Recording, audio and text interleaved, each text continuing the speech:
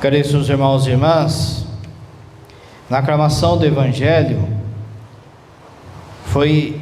é cantado assim: acolhei a palavra de Deus, não como palavra humana, mas como mensagem de Deus, o que ela é em verdade. Acolhei a palavra de Deus, não como palavra humana.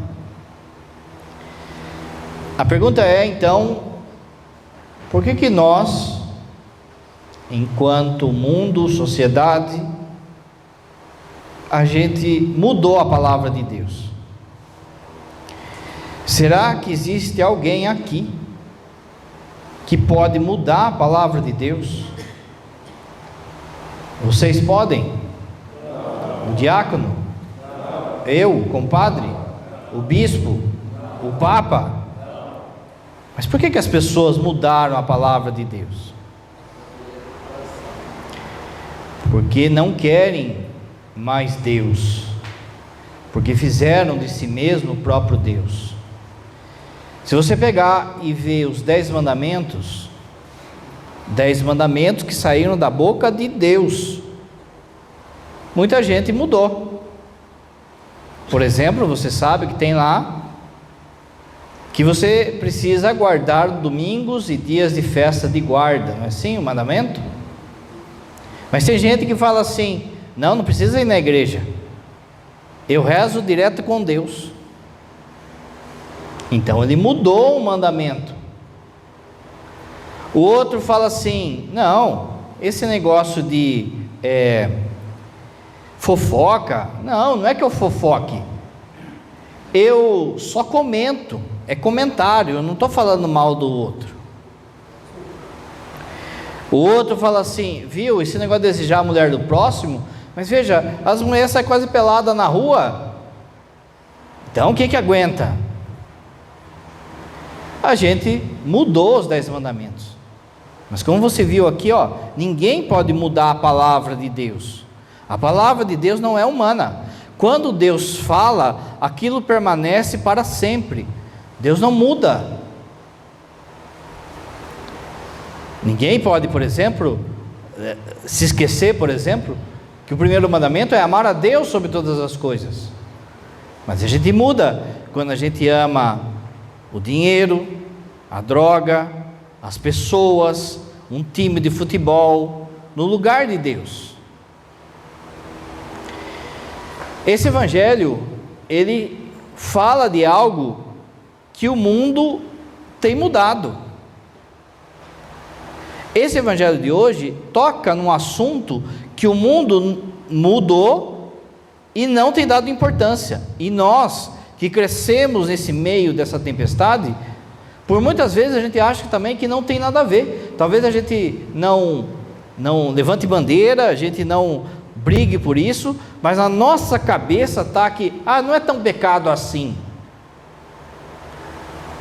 E a questão é da sexualidade. O 6º mandamento não mudou. O 6º mandamento é não pecar contra a castidade. Mas no mundo de hoje fica aquela coisa de casa e descasa, fica aquela coisa de ter relação com qualquer coisa que seja viva, fica aquela coisa de pornografia, de masturbação, porque todo mundo faz, porque aí vem um psicólogo na televisão, aí vem um doutor, aí vem a nossa convivência familiar, tal e coisa, que vai nos ensinando coisas contrárias à lei de Deus. Você viu o que o diácono leu? Você viu que saiu da boca de Jesus, não foi Moisés, não foi Pedro, não foi um papa, não foi um santo que falou: não separe o homem, o que Deus uniu. Mas olha a baderna que está na sexualidade dos dias de hoje. Você já reparou que você pode falar mal do que você quiser hoje? Você pode falar mal de um time, você pode falar mal da pessoa, você pode falar do presidente A, presidente B, Mas se mexer na sexualidade das pessoas, se falar que tal coisa é pecado, que está errado, nego vira um bicho. Mas daí não adianta eu pegar e andar com uma camiseta de Nossa Senhora, com um terço no pescoço, se a minha palavra vale mais que a palavra de Deus. Porque a palavra de Deus está falando, não pecar contra a castidade. Traduzindo é assim, a sexualidade só pode ser vivida dentro do casamento. Mas está assim? Não é? Olha a baderna que está, olha a bagunça que está. A pergunta é, será que porque todo mundo está fazendo, aquilo deixou de ser pecado? Deus não muda. No final do texto, Jesus fala do casamento, né? E depois no final do texto, ele coloca assim, os discípulos, eles ficam escandalizados, porque até aquele ponto, a mulher não tinha voz de nada. O cara, pela lei de Moisés, se a mulher queimasse o feijão, se a mulher não fosse capaz de ficar grávida, o marido pegava a carta para ela, uma carta de divórcio, e mandava ela embora para a rua. E aquela mulher ninguém mais queria. Aquela mulher, ela caía na prostituição porque ninguém mais queria. Os discípulos, eles ficam escandalizados com o que Jesus está falando. Olha, não é assim. O que Deus uniu, o homem não pode separar. Não é porque ela queima o feijão, não é porque ela é chata, não é porque ele tem bafo, ele tem chulé, não é porque isso, aquilo, outro, que pode simplesmente largar a outra pessoa, ou trocar de pessoa como se fosse coisa. Não sou eu que estou falando, gente. Está aqui. A gente acabou de falar. Ninguém pode mudar a palavra de Deus. Mas a gente não se importa. E aí vai virando essa baderna nos dias de hoje, e as pessoas não respeitam mais o casamento, o matrimônio, a sexualidade como um dom de Deus. A sexualidade é um dom de Deus, só que é para ser feito dentro do casamento. Aí vai aparecendo outras coisas, não é? Você viu no texto que Jesus fala, homem e mulher os criou. Hoje em dia, a gente vê por aí, as pessoas querendo colocar como se fosse família, como se fosse casamento, qualquer tipo de relacionamento. O padre, eu estou numa paróquia do lado de Sorocaba. Em Sorocaba tinha um cara que queria casar com a cabra dele.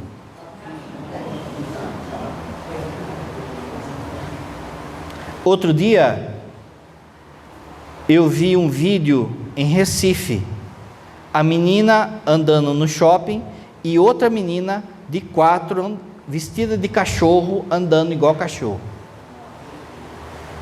Será que a palavra de Deus mudou? Lógico que não, mas olha o que a turma está fazendo, olha o que as pessoas estão fazendo. Família, gente, é a coisa mais sagrada que tem na face da terra depois da Eucaristia. O demônio sabe disso, e é por isso que ele está arrebentando com as famílias, e arrebentando com as nossas famílias na nossa cara. Você lembra domingo, no final de semana, o Evangelho falava de Pedro afundando, lembra? Jesus anda sobre as águas, Pedro, a hora que ele está andando, olhando para Jesus, ele está caminhando também sobre as águas. Significa assim, que quando você está com os olhos fixos em Jesus, você consegue fazer coisas que você nem imagina. Mas quando você tira o olhar de Jesus, você começa a afundar, e afunda quem está junto. E o padre falava, e aqui vale, principalmente aqui para nós, quem é pai aqui? Levanta a mão quem que é pai, olha aí. O pai falava, domingo na missa lá, da missão de um pai. E a missão de um pai antes de qualquer coisa, é não deixar que a sua família afunde. Mas às vezes eu mesmo já estou afundando. Um pai deve ser capaz de dar a vida por sua família e puxar o seu povo, o seu filho, daquilo que está fazendo com que ele afunde. Mas de novo, a gente fica impregnado com outras preocupações, com preocupações de dinheiro, com preocupações de poder, com preocupações mundanas, com preocupações sexuais, que a turma do nosso lado vai afundando e a gente não faz nada. Então está faltando hombridade, de puxar aqueles que a gente ama. Veja, no final do texto, os apóstolos então ficam escandalizados. Mas Jesus, se não for assim, então é melhor não casar. Porque olha como que estava essa mentalidade também na cabeça. E Jesus fala assim, presta atenção que eu vou falar. Jesus fala assim, existe eunucos, a palavra que está no original é eunucos. Eunucos é quem não pode ter relação, é um homem que não pode ter relação. Jesus fala assim, existem eunucos que nasceram assim, não é? Um problema de saúde, ele não consegue ter relação, um problema de saúde. Existem eunucos que os homens fizeram assim. No tempo de Jesus, tinha os reis, e eles tinham aqueles harém de mulherada, 100, 200, 300 mulheres. Isso no povo pagão. Precisava de soldado para cuidar dessa mulherada. Só que se colocasse o soldado lá, era perigoso o rei levar chifre, não é? O soldado ia lá, se engraçava, não sei o quê. O que o rei fazia então?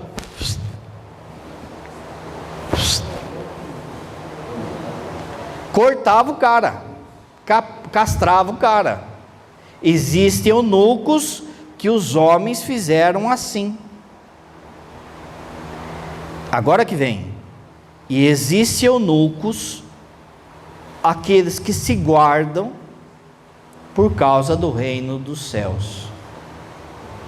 A primeira figura que aparece nisso é o padre. Por que o padre, ele abre mão de casar, simplesmente porque é uma norma da igreja? Porque ele ama, antes de tudo, a pessoa de Jesus. E meus irmãos, olha só, eu tenho vida de padre. Não dá, gente, não daria para eu cuidar de uma paróquia e cuidar da minha família. Eu ia ficar dividido, não dá. É um jeito de eu entregar tudo a Jesus. Pensa assim, no meio da noite, semana passada, por exemplo, no meio da noite, eu, o padre Edson e a gente foi num velório de um bebê, de um nenezinho, pensa. O que você pode falar num velório de uma criança que consola a família? Será que existe uma palavra que eu possa falar ali, que a família fique confortada? É lógico que não, é ou não é? Mas vai passar 10 anos, a mãe vai lembrar assim, no dia em que meu filho morreu, o padre estava lá, eu chorei no ombro do padre. Não é isso? Vamos supor que eu sou casado, 3 da manhã, meu filho também está doente, e tem esse velório, e daí? Ou se eu pego uma mulher aí, controladora, tem por aí ou não? Não é? Não vai não, que isso, sair 3 horas da manhã? Entende? Pensa assim, um dia eu estou lá atendendo uma moça, a moça é bonitona, eu estou lá atendendo ela está em depressão, E ela fica chorando ali, e ela está falando de suicídio, e de não sei o quê, e não sei o quê, e o padre casado. De repente, demora. O padre vai lá e faz uma oração sobre ela, aquela coisa toda, ela sai chorando, abraça o padre, vai embora, bonitona. Aí vem a véia. A véia veio com um terço assim, ó, e fala assim: padre, o senhor pode abençoar para mim? O padre pega e faz assim: eu te abençoo Pai, Filho e Espírito Santo. A mulher do padre só diz: quer dizer que com a moça você demorou, com a véia você já despachou. Não é assim? Imagine só as mulheres na igreja, mudando flor, mudando toalha, e a mulher do padre ali: não é assim que meu marido gosta. Não dá, gente, não dá. Eu abri mão de ter uma esposa, de ter filhos por causa do reino. E deixa eu dizer para você que, para mim, a dificuldade, assim, que eu penso, não é tanto não ter uma esposa, mas é de não ter filho. Só que daí, quando eu chego na paróquia, vem aquele monte de criança, de coroinha, abraçar o padre, brincar com o padre.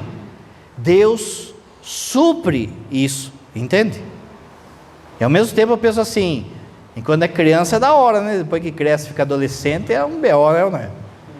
Então eu vou curtir as criançadas, não é? Mas veja, isso que eu quero que você entenda: eu abri mão de ter relação e não morri por causa do reino. Mas você também é chamado a isso, a abrir mão de relacionamentos fora do casamento por causa do reino. Padre, eu não sou casado na igreja. Fala com o diácono, vamos regularizar a situação. Padre, eu fui casado, nem sabia direito, casei, estava bêbado, casei, estava na maromba, estava drogado, estava isso, aquilo, outro. Vem falar com o diácono. Você viu aqui que existem uniões ilegítimas. Vai atrás. Padre, olha só, o senhor falou aí de uma mulher controladora, de não sei o quê, eu tenho uma em casa. Meus irmãos, a luta sua é levar o seu povo para o céu. A luta sua é levar a sua família para o céu. Na família, quem é santo lá? Quem é santo aqui? A começar por mim. Mas a gente tem que lutar por eles. De novo, eles estão afundando. E por muitas vezes eu sou a causa da turma afundar. Pensa assim, eu como padre. Você sabe, a palavra padre significa pai. Eu sou o pai espiritual da minha comunidade.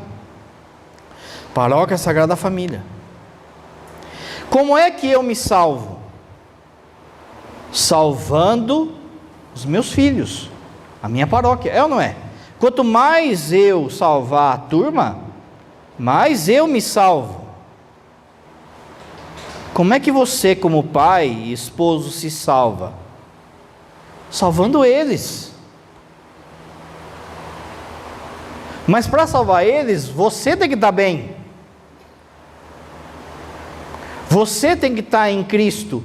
Você tem que estar, carta aos Hebreus, olhos fixos em Jesus. Se você olhar para a bebida, para a droga, pornografia, para outra mulher, para o sexo desregrado, você vai afundar e vai afundar a sua turma junto. Só uma coisa você precisa saber, gente, fazer: se salvar e salvar o seu povo. Toma cuidado, aquilo que o padre falou, entrou na nossa cabeça que não tem problema, viver a sexualidade fora do casamento, seja de qualquer jeito.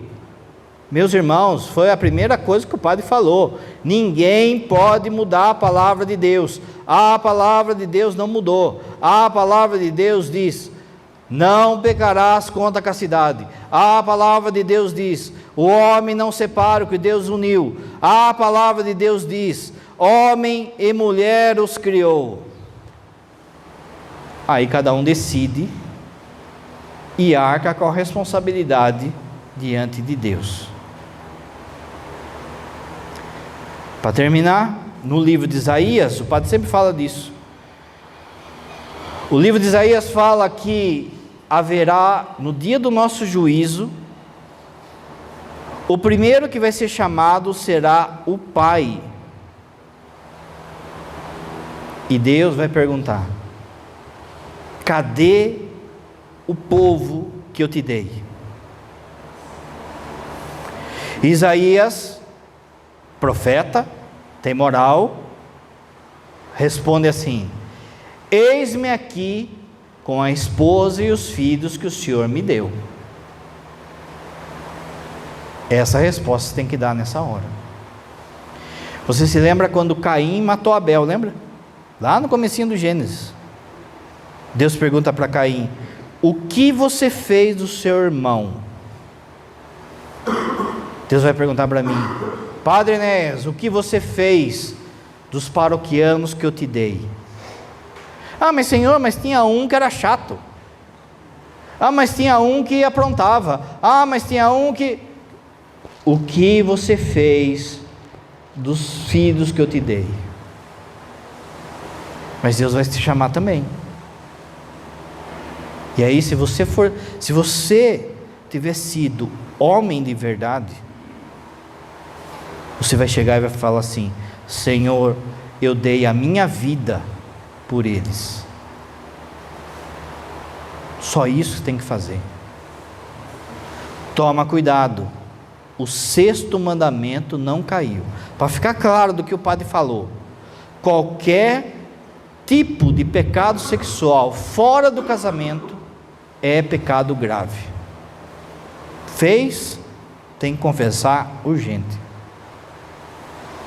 Que Nossa Senhora e São José, pensa assim, São José amava a Virgem Maria, gente, mas ele nunca encostou nela. São José de fato nos ensina o que é ser homem de verdade, pai de família, esposo de verdade. Que São José nos ajude. Em pé,